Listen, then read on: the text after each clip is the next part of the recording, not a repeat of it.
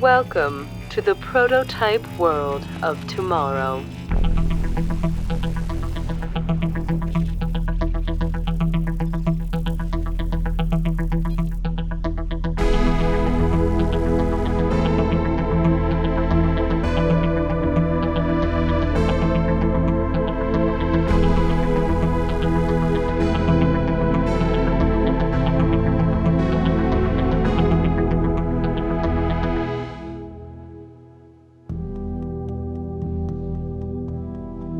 They say the new millennium truly began the day the City of Progress was finished. A domed metropolis of the world's greatest minds, built on the swamplands of Central Florida. Here in this self-styled city of the future, 50,000 temporary residents live, work, and occasionally die. Progress is a prototype of a world to come, but also a living city with many mysteries, and working to unravel a few of them are Progress's only private detectives, Tim Less and Eve R. Moore.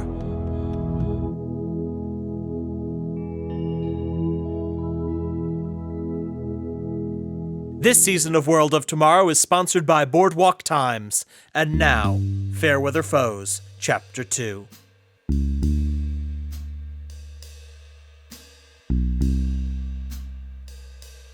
Spirit of Tomorrow was what they called themselves. For the past few years, they had been organizing protests and civil disobedience against Progress's residency policies. It was usually pretty mild stuff, graffitiing sick burns onto public buildings or climbing to the top of the dome and dropping flyers. But lately, they had turned it up to 11. Residents of Progress couldn't own things like apartments or stores, or for some reason chinchillas. Other small rodents were fine. The rules didn't always make sense. Anyway, it was hard to get permanently invested when your life here was temporary. I suppose life is always temporary, at least until scientists at Frontier Medical got around to fixing that. You came to Progress on a 5 to 10 year work visa. Be a good civic-minded individual, don't get into any trouble, and you can apply for an extra 5 years.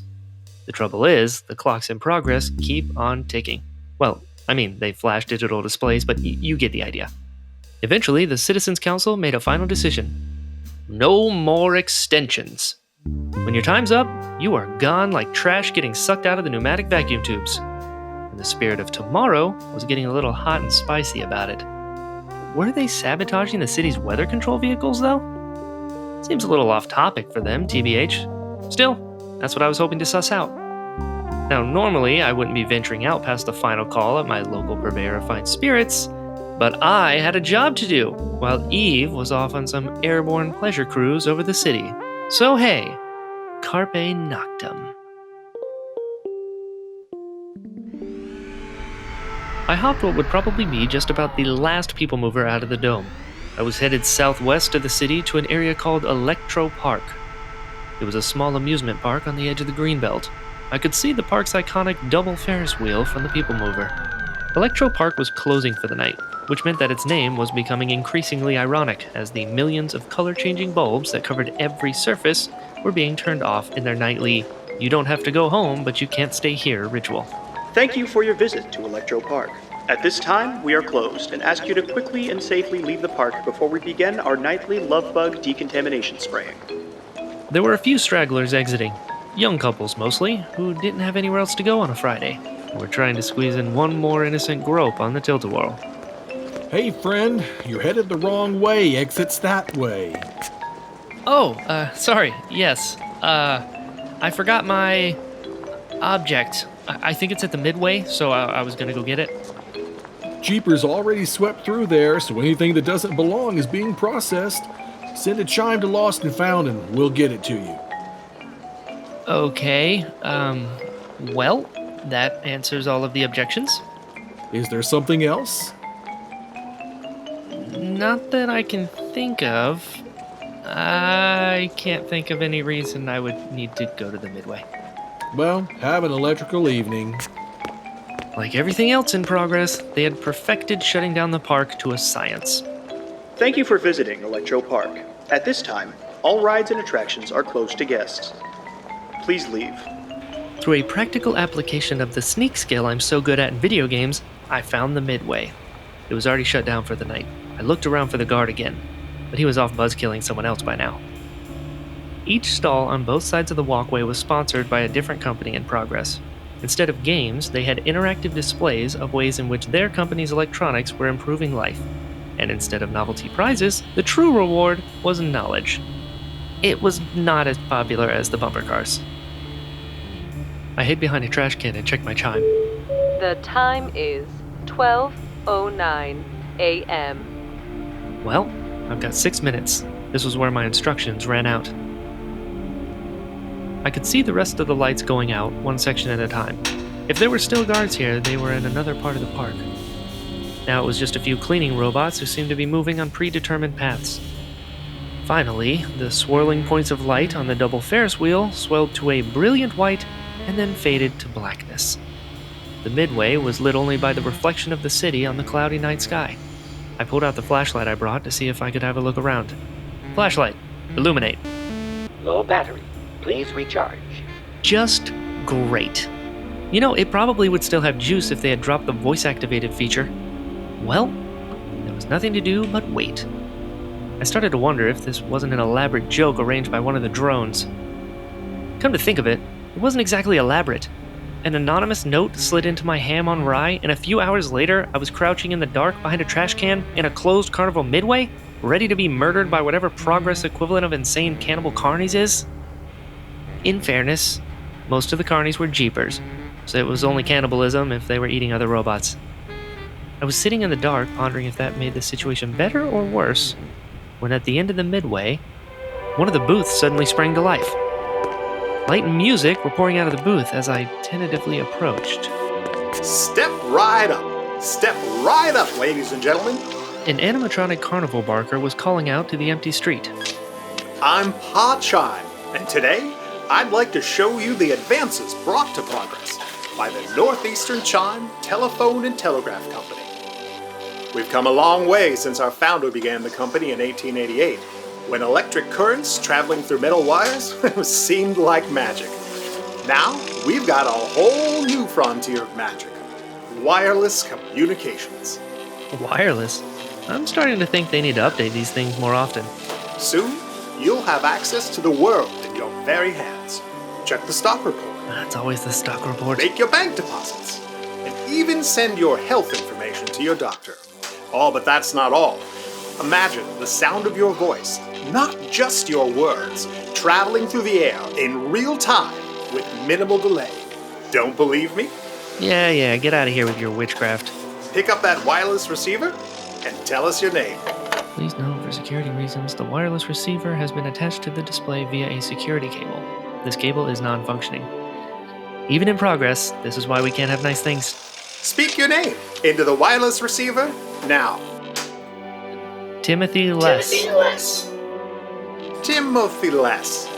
Are you ready to join Northeastern Chime Telephone and Telegram Company in making the 21st century the age of open communication, the age of borderless knowledge, and the age of information?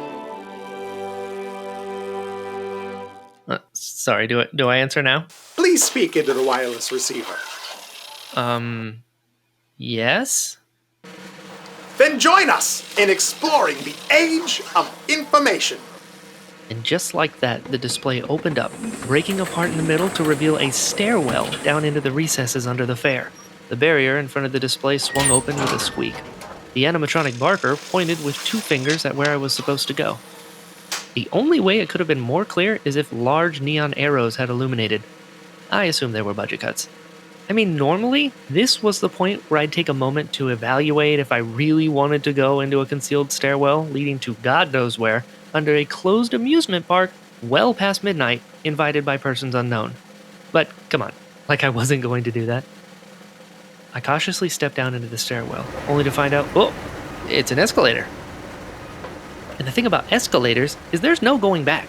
Well, unless you jog very, very quickly, I suppose, but I wouldn't want to try. Hello world, hello world, hello world. Thank you for joining us on this journey into the world of information technology. Together, we'll see the past, present, and future of telecommunications, made possible by the Northeastern Chime Telephone and Telegram Company. The entire planet's your neighbor when your voice travels faster than light. Unlike ever before, all mankind's at your door when you say hello to the world. From the modern fiber optics to the ancient hieroglyphs, Communication gives you hybridity in subtle gifts. From the Chime networks of progress to the great Rosetta Stone. Our age of information builds a future of its own. As the unseen voices sang about how great call waiting was going to be, the escalator had flattened to a moving walkway, passing illuminated dioramas of great moments in telecommunications. There are times in Progress when you feel inoculated to the mad scientist / late-night infomercial radiation that Progress tends to emit, and then you find yourself riding a hidden escalator past a fiberglass Alexander Graham Bell to meet with a covert student protest group. What hath God wrought? You will say hello to Suddenly, the walkway stopped. Hello? We were passing through a scene that was supposed to depict the future of simulcasts of Grand Opera. I took a look around. I didn't see what I was supposed to do next. New message from unknown number. It's on your right. Reply. Thank you? I turned right. This was not as obvious as someone was assuming. New message. Too far. Turn back. New message. No. Too much now. Reply. At this point, let's just stipulate that whatever effect you're going for has been undercut a little. It's already impressive enough. Do you want to just tell me where to go?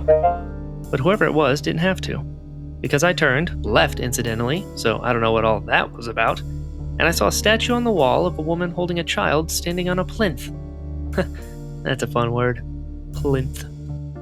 And on that plinth was written, Spirit of Tomorrow. I decided to check it out. I hopped over the handrail and into the diorama. The statue was a lot flatter than it looked from the moving walkway. In fact, as you approached the side, you could tell it was the lowest of low relief, and behind it was an access corridor. I stepped slowly into a back room. The most charitable description I can give of the place, after the hyper-saturated colors and cloying music of the Chime walkthrough, would be that it had the distinct look and smell of a church basement. You expected someone to bring out a tray of deviled eggs and a bowl of non-alcoholic punch with a glob of sherbet melting in it any minute now. As I took one more step forward into the room, I saw about a dozen people milling around chairs, apparently waiting for some sort of meeting to start. Timothy Less. As you can imagine, we've been expecting you. They all locked eyes with me. I half expected one of them to yell out, "Surprise!" This is what I came down here for? When you think about secret underground cultist protest groups, you don't think general conference room space. The word basic comes to mind, but it seems too literal. The one who apparently had said my name as if I didn't know who I was stepped forward. An older professor type. He wasn't wearing a jacket, but you knew he owned one, and that it was tweed with leather patches. You know, we could have met at a bar, or a coffee shop, or a bar, maybe. We apologize for all the theatrics. No, you don't.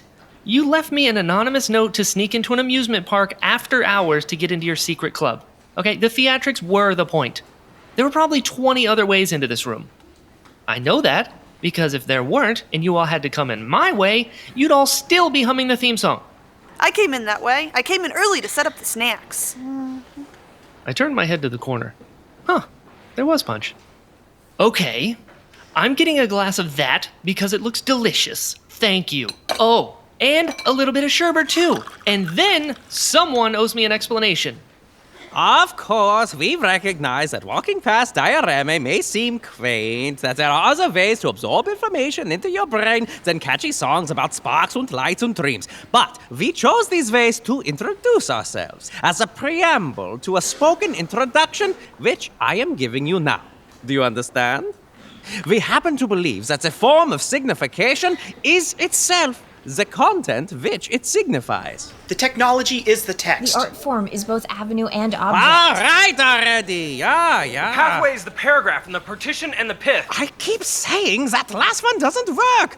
You're really stretching it for the alliteration. Yeah, I think he understands. You get it? What? To put in simpler terms that even young kinder would understand, the medium is the message. First, who are we? This is not rhetorical. This is a question now. Oh, I see. This is the audience participation part of the lecture. Well, you signed the note you left, so I assume you're the group known to many as the Spirit of Tomorrow. Tomorrow! And what does that mean? You shut down the monorails and graffiti public buildings and apparently meet for sherbet punch. Yeah. That is a truth. But that is a truth you have learned through a technology, through reading on the Chime network, which has encircled us in your mind. Actually, I mostly listen. I find the voice very soothing. We engage in civil disruption to bring attention to what we feel is the greatest discrepancy between our power structures and our technological progress. We exist to serve the technology, to bring about its purpose. I am Dr. Sigmund Knoll. You don't know that name, but I was the city's first Chancellor of Communications. For 15 years, I controlled the message of the city. I produced films where soothing baritone voices told you about the collaboration of American industry and oversaw the building of things like this one. What happened? The chimes. The chimes make progress, as it is, ungovernable. Give everyone in the city their own broadcast station, why don't you? And then expect them to quietly leave when the city decides they don't have use for them? You don't know the people who built progress. They weren't even allowed to stay. They were hired and then paid and then told to leave. They built a city for others that they were not allowed to enjoy. That was before the chimes, Tim. I nodded for him to go on, but was finding it hard to sympathize with the construction workers whose paychecks probably cleared on a regular basis. I saw the first demonstration of the chimes, and the very next day, what did I do? I quit! That's what I did. You give people the right to speak, and I don't know what happens, but probably nothing maybe. But you give them the ability to speak. First, there are pictures of cats who eat tacos, and then... Pictures of dogs with tacos? Nine! Revolution! That's why we're here. Technology will win eventually, but we're going to give it a little nudge to make sure it wins now. We know what Professor Feng has been speculating about our organization. You do? How? We are awake. We are the eyes and ears of tomorrow. Tomorrow! Oh, are you all like nerd cheerleaders? I mean, no offense. Some of my best friends are nerds. We have ways. After I left my position, I went underground and began the Spirit of Tomorrow to serve the coming technology. I knew it would determine our future. Professor Feng believes that everyone cares about the rain and the winds, when all we care about are sound and radio waves.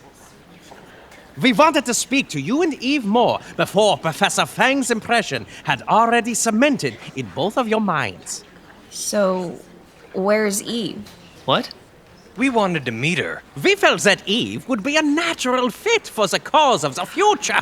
Her speech at the trial already brought people who had become disillusioned with the rate of progress back to our group. They expect action now. Of course, we don't advocate violence. But for Liam Crawford, we'll make an exception. So, you just wanted to meet Eve? Yeah. Where is she? Of course not just Eve. We felt that how you represented her at the deportation hearing was, how would you say it? Well-intentioned? Yeah, very well-intentioned. For the next couple of hours, the group explained to me how technology was what causes change. Our imaginations were limited by how we communicated and what we could do and build. Thinking about getting kicked out of progress was a little like thinking about death. You just didn't unless you had to, but still knew it was coming someday. But imagine if you and Death both had a Chime feed and he would just slide into your DMs, and somebody just invented the block button. They told me the story of the last protest, how some cop had busted them up. They were tagging the Radok Projections HQ with a data tag. I don't even know how it happened. I was hanging over a window ledge, and I thought something pushed me off, but I just grabbed on it, just out of reflex. It picked me up and carried me a few miles away, and then I was only a few feet in the air, so I let go over a grassy field. Look, I appreciate what you're doing here, and I don't mean to be a low-key buzzkill about this, but there's like a dozen of you here. Turn on the monitor. One of the protesters pressed a button on the table, and the plain off-white wall behind them flickered into a screen. The wall was now covered with individual squares, each a room and each with about another dozen people sitting around talking just like us. There must have been hundreds. Did you think this was it? Like 12 of us? We do not need to be physically present with each other when we have the gifts of informational technology at our disposal. We have meeting groups across the city. I had no idea there were this many. As you can see, we have much bigger concerns than if it's raining. It's almost time for our check-in anyway. Have you made the decision, Tim? Wait, you want me to join? Like for real? Spirit of Tomorrow, we welcome our newest member, Tim Less, to our meeting. Welcome, Tim. We are the Spirit of Tomorrow. Join me in the Spirit of Tomorrow motto. If you can do it, you can dream it. You can dream it. Greetings, residents of the prototype world of tomorrow. Have you heard of Boardwalk Times? It's a destination for all your news and stories on the Walt Disney Company. Boardwalk Times has everything, from stories on Marvel Studios and Walt Disney World, to historic videos about Disney's influence during World War II, and a history of the Walt Disney World Christmas Day Parade. More exciting content is on the way. Be a part of Boardwalk Times' journey and check them out at boardwalktimes.net. And follow them on social media at Boardwalk Times. And now we continue, Fairweather Foes. It was the wee hours of the morning when I got back to my apartment, late enough that the people movers were already running for the early morning commuters. It had been a long but edutaining night. I was especially looking forward to the part where I informo bragged to Eve about how I infiltrated/joined Spirit of Tomorrow. Apparently there wasn't chime reception underground, because when I emerged... 12 new messages from Eve. Mostly where was I, and I was never going to believe what happened. That sort of thing. I figured at this time it just made more sense to meet her at Bonnie's, and she could go to wherever Eve likes to go during the day for fun. I'm thinking either library or stock exchange. I chimed Eve the relevant deets. I was sitting at my usual table, flipping through a Chime feed that featured nothing but scalding hot takes on the latest popular mass medium entertainment, when Eve came trudging her way in, with all the energy of a garden slug on a high-sodium diet. Eve! How's my favorite partner? Chipper as always. I'm sorry, Tim. The week's allotment of adrenaline has been completely consumed. Oh, is that orange juice? Sort of. Not orange juice. Mimosa? Screwdriver. It's 7 in the morning. Not for me. No, for everyone in the Eastern time zone. Well, I was up, or more appropriately, am up late, or early, depending, I suppose, on a case. Late night? Oh, you are not going to believe it. Yeah, you mentioned that in the Chime. Well, I also had quite the interesting evening. Oh, really? Well, if you think it stacks up, you can go first. Just flag someone down and get me a hot tea. I'll be resting my eyes, but don't worry. I'm listening. No, I gallantly defer for purposes of both old-fashioned chivalry and natural showmanship. Not to wave my arms in front of my own theremin, but my story's kind of the big finale here. Fine. I arrived at the city weather department. Eve, great to see you again. Thanks for coming. I thought this was an airship. It's a hybrid. Rotors for maneuvering. It's pretty clever, actually. Let's get on board. I'll explain. We climbed on the airship, the top of which seemed to be blowing up like a big helium balloon. Great. Don't mind me. Just have a seat. A seat? Yeah, over there. A folding chair. You're kidding, right? No. Why am I kidding? I thought there wasn't space for Tim. Well, there's only one folding chair. I guess I could have gotten another one. That bastard, I could have gone the whole time. And pre-flight air checks look good. Control, Professor Feng, are you there? Yes, Beau, are you ready for ascent? Final checks complete. You are cleared for manual liftoff. Thank you, Zephcom. Clearance acknowledged. Hold on, Eve. To what? I'm in a folding chair. Locking wheelie chair for takeoff. Wheelie chair lock confirmed. Ready when you are. Takeoff in 3, 2, 1. Cleared for takeoff. And we are... off. The rotors cut out suddenly, and we were airborne. It wasn't even a jolt, just a gradual, steady pressure as we floated up into the sky. For all the buildup, it was calm and quiet. I didn't know progress could be that quiet. I looked out over the lights of the city. You know, progress really was beautiful. Not all our operations are manned anymore. Well, the one last time wasn't. Manned? Sorry, personed? I forget the new terms sometimes. No, I meant it was radio-controlled. Couldn't it be hacked into? Impossible! The long-distance communication relays are completely secured. Uh-huh. I've heard that before. Usually by people who just got hacked. No, I mean it. I oversaw it myself.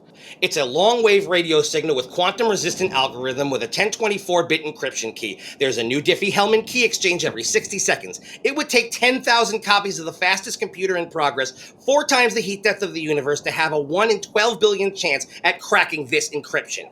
Well, maybe they got lucky. There's a built-in failsafe. Commands sent by the radio waves are routed back to headquarters. If they don't match with the command sent to a quarter of a millisecond, a large red light starts flashing and a siren goes off. And you're sure the light didn't burn out? We test it every second Tuesday at 10:30. I forgot how touchy programmers got about their encryption security. We'll hand over control soon and just watch. I want to be standing by to see every step. Beau pulled out his control tablet. He held it next to the control panel. It lit up with information about what was being held in the cargo bay. Professor Feng, can you confirm this was Rain Cloud 485 for deployment? 485? That's what the tag says. We called it Bob. Wait, where do you tie the tag on a cloud? I didn't ask. Beau, we're detecting some winds up there. We'd recommend deploying rotors. Deploying rotors? Hold on. You say that as if I'm not still sitting in the same folding chair. You are 2 miles from the deployment site. Copy that, Alice. We've got 18 minutes. We should be fine. We're taking over from here. What was that? What was what? We hit something. Or something hit us? What was it? I don't know. Could have been anything. We're thousands of feet in the air. It's a very short list.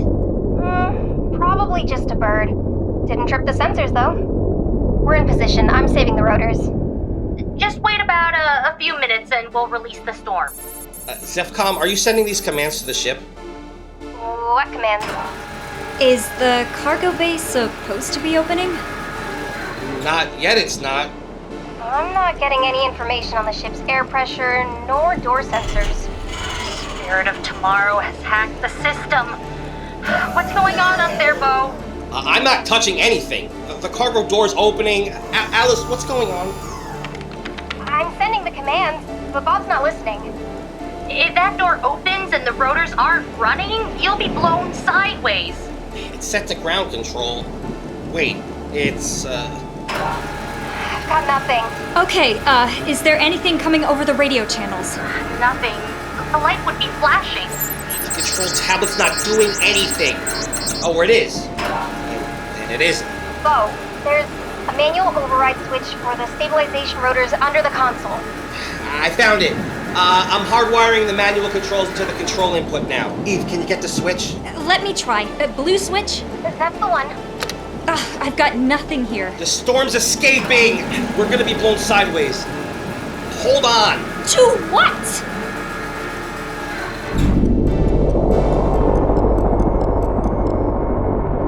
Beau, can you hear me? I'm getting feedback that the rotor's turned on. Can you confirm? Yes, they are running. Bob has escaped, but the rotor's turned on in time. I got manual control. We're fine. That's great news. Tell me that's supposed to happen?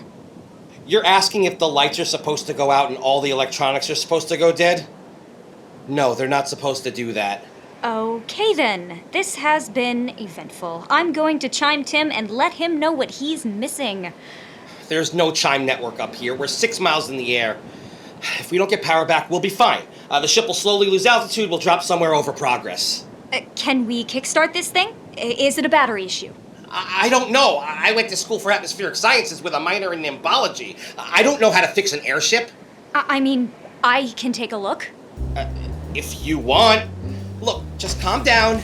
Everything's gonna be absolutely... Oh dear. What's that? I'll give you 2 guesses. Come in, Zephcom. Come in, Zephcom. Anyone? Professor Feng? It's not working. Don't panic. We're losing altitude. Beau, tell me what to do. I don't know. Can we get the electronics working on the ship? Beau. We could try turning it off and on again. And how long does that take? I don't know, 3 minutes if it works. Look out the window, Beau. You see that thing getting closer? It's the ground. Give me another option. Abandoned ship? What? Hold on. He was holding his tablet next to the control panel, pressing buttons on it furiously. What are you doing? I'm making sure the blimp doesn't crash on Discovery Street. Is that a possibility? Current trajectory? 45% chance. And the other 55? Imagination Avenue. That's not better. The tablet's not working. I'm locking the manual controls. Wait. We're turning. Oh, we're aiming for Bay Lake. We're landing on the lake? I mean, most people would call it crashing. What do we do? Next to the door are 2 parachutes. All right. Here, I'll help you strap in. We're gonna fall faster than the ship. Make sure you're clear by a few hundred feet and pull the cord. When we land, run, if you can, because the ship's still coming down. Now, when you land, remember to use the PLF maneuver. Beau, I did not go through parachute training. What does that mean? It stands for something. I don't remember. There's instructions on the patch on the side. You can read them on the way down. Help me with the door. Okay. Well, I don't know what else to say. I do. Geronimo!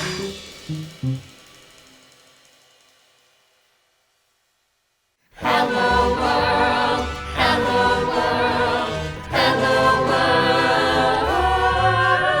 The entire planet's your neighbor when your voice travels faster than light.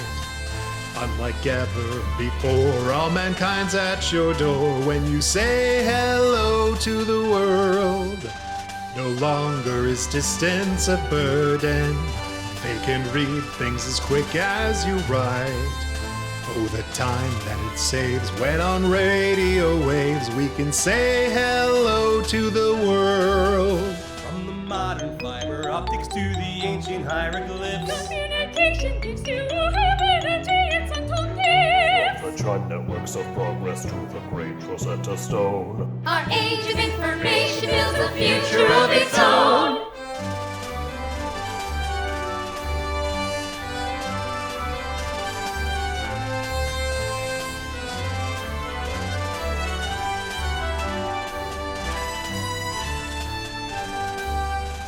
The planet is in constant contact. Keep up with the world day and night. With your personal smartphone, you can't ever be alone. You will say hello to the world. You will say hello to the world. This episode of Prototype World of Tomorrow was written and directed by Benjamin Lancaster. The associate director is Kathryn Jenkins. Tim Less is played by Brian Ballance, and Eve Moore is Callie Wills. Beau is played by Jerry Skids, and Professor Feng is played by Teresa Hugh. Paw Chime is performed by How Bowers. The Electro Park Guard is Barry Wallace.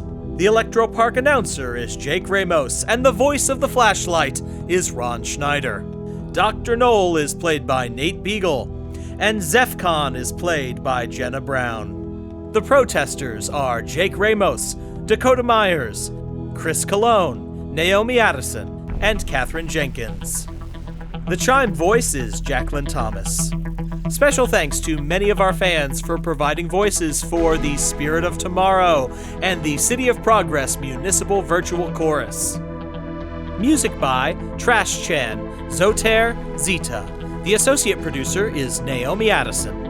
If you enjoyed this episode and want us to make more, please go on to iTunes and give us a 5-Chime review. And support our sponsors, like this season's sponsor, the Boardwalk Times. Visit them at boardwalktimes.net. Prototype World of Tomorrow is copyright 2020. Just Ahead in a Jar, LLC.